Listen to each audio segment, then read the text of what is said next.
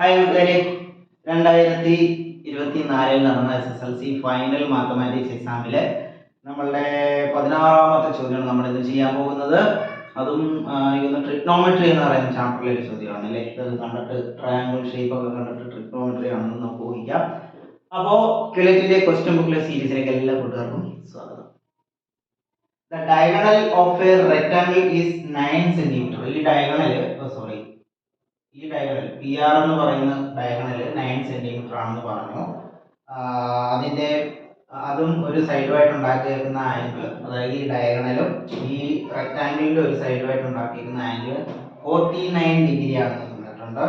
അങ്ങനെയാണെങ്കിൽ find the length of the one side of the rectangle. റെക്ടാംഗിളിന്റെ ഏതെങ്കിലും ഒരു സൈഡ് കണ്ടുപിടിക്കുക എന്നാണ് നമ്മളോട് പറഞ്ഞിരിക്കുന്നത്. അത് വേണമെങ്കിൽ ഇതാവാം, അതല്ലെങ്കിൽ ഇതും ആകാം.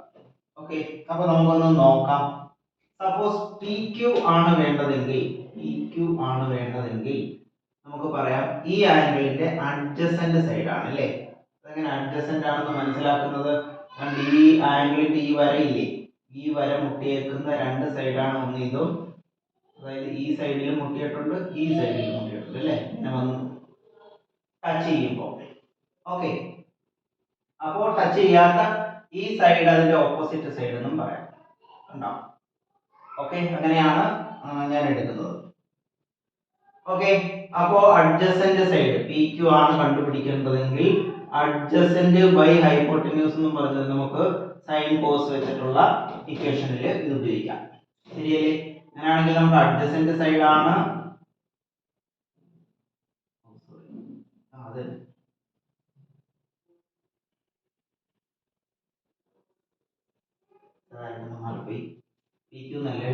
ഇവിടെ സൈൻ 49 ഡിഗ്രി, അതായത് ഈ ആംഗിളിനെ വെച്ചിട്ടാണ് നമ്മൾ എടുക്കുന്നത്. സൈൻ 49 ഡിഗ്രി, സോറി സൈൻ അല്ലല്ലോ, രണ്ട് തെറ്റിപ്പോയി. ഓക്കെ, പി ക്യു ആണ് കണ്ടുപിടിക്കേണ്ടതെങ്കിൽ നോക്കൂ, പി ക്യു ആണെങ്കിൽ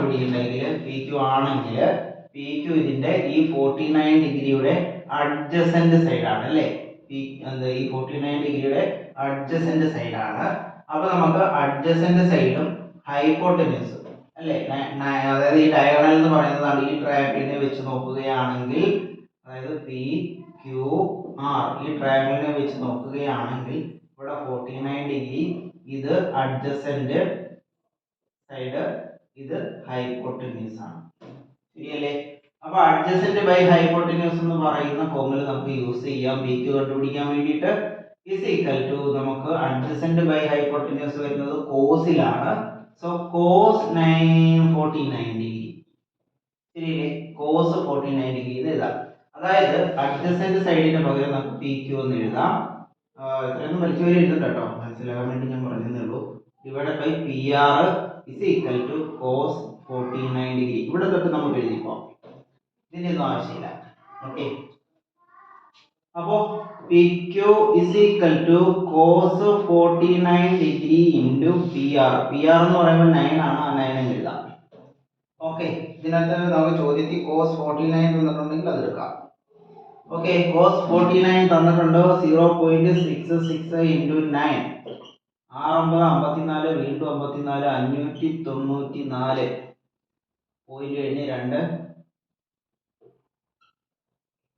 രണ്ട് സ്ഥാനമുണ്ട്. സോ 5.94 എന്ന ആൻസർ കിട്ടും. ഈ അഡ്ജസന്റ് സൈഡ് നമുക്ക് ഏതെങ്കിലും ഒരു സൈഡ് കണ്ടുപിടിക്കാൻ പറയാം. Find the length of the sides of the triangle.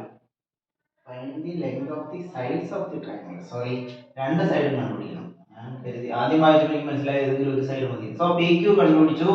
അടുത്ത സൈഡ് ആർ ക്യു ആണ്. സെയിം രീതി അപ്ലൈ ചെയ്യുക. ആർ ക്യു എന്ന് പറഞ്ഞാൽ ഓപ്പോസിറ്റ് സൈഡ് അല്ലേ. ഓപ്പോസിറ്റ് സൈഡ് ബൈ ഹൈപ്പോട്ടന്യൂസ് അല്ലേ. Opposite side by hypotenuse is equal to sine ആണ് വരുന്നത്. Sine 49 degree. ശരിയല്ലേ? അപ്പോൾ R Q is equal to P R, അതായത് സൈൻ 49ന്റെ വാല്യൂ എടുക്കാം. ഓക്കെ, രണ്ട് സ്റ്റെപ്പ് ചെയ്തേക്കാം. സൈൻ 49ന്റെ വാല്യൂ തന്നിട്ടുണ്ട് 0.75 ഇൻറ്റു 9.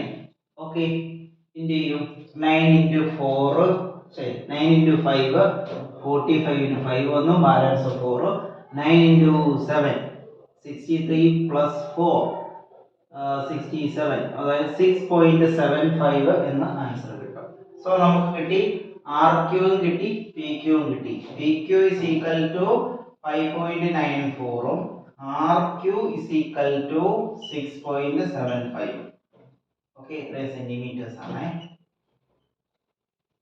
ഓക്കെ അല്ലേ?